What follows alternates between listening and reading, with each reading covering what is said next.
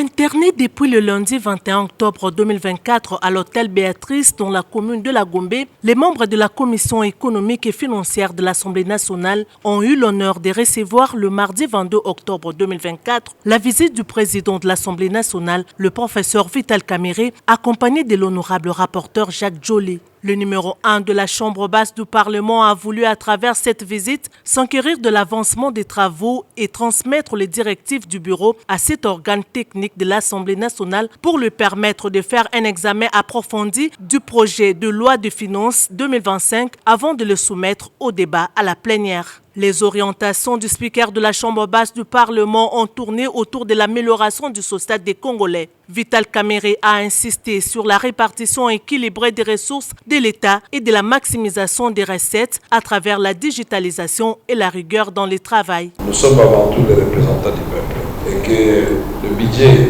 comme toute théorie économique, qui n'a pas comme finalité l'amélioration des conditions de vie de nos populations, ça ne sert à rien. Beaucoup de questions ont été soulevées concernant la répartition des ressources nationales de façon déséquilibrée et injuste pour certaines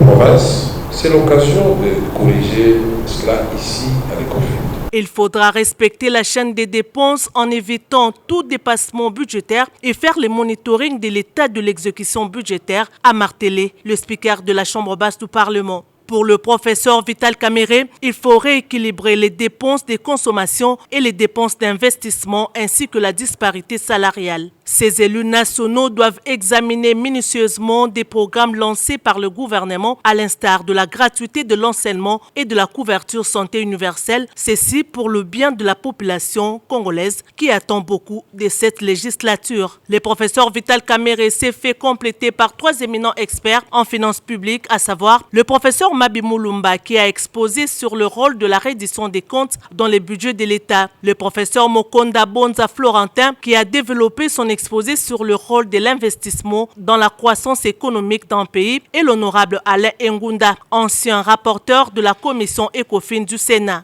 Les travaux en sous-commission vont se poursuivre jusqu'au 28 octobre prochain et vont être immédiatement sanctionnés par l'ouverture des débats en plénière.